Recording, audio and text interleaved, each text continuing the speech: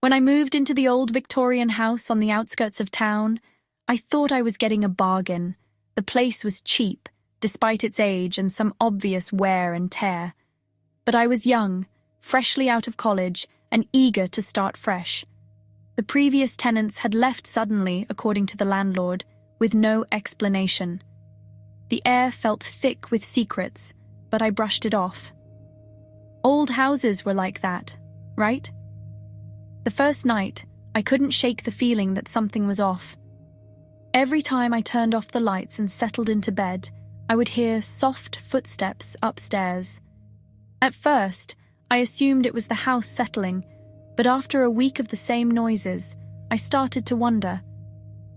One evening, I decided to investigate. The house was empty, just me and my thoughts, so I took the stairs up to the second floor. The air up there was colder, more oppressive. The hallway light flickered above me, casting long, ghostly shadows. I knocked on each door, but they were all locked or empty. It wasn't until I reached the attic door that I felt it. Something was watching me. The hairs on the back of my neck stood up. I never did open that door. Something told me not to. Weeks went by and the footsteps became more frequent. But I had other things to worry about. Work, friends, my new life in a strange town. Still, the unease settled deep in my chest. Then came the first incident. It was a Saturday, late in the afternoon, when I came home to find the front door slightly ajar. I could have sworn I'd locked it when I left. My heart skipped, but I shrugged it off as a mistake. When I walked inside, I noticed something even more unsettling. There, in the middle of the living room floor, was a chair, one of the dining chairs pulled out from the table. But I hadn't left it like that. I checked the house from top to bottom. Nothing seemed disturbed. The front door had been left unlocked, sure, but there was no sign of a break-in, no signs of anyone being in the house. Still, the chair haunted me. The following week, things escalated. I was sitting at my desk, working late, when the lights flickered again. This time, I didn't ignore it.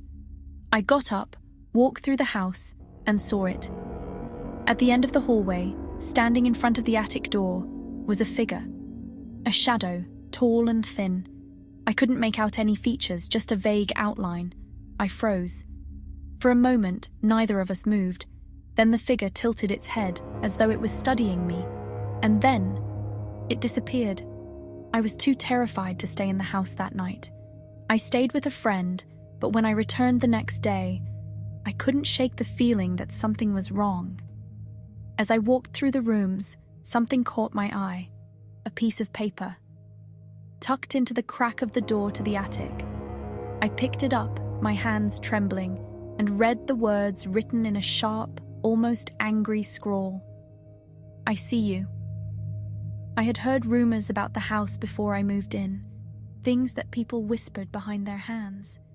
But now, standing in the hallway, staring at that note, I couldn't ignore them any longer. They said a family had lived there decades ago. The father had been a quiet man, known for his odd behavior. It wasn't until he was found dead in the attic that the truth came out. He had been watching his family for years, and no one had known. I don't know how long it took me to leave. I packed my bags in a daze, too terrified to even think straight.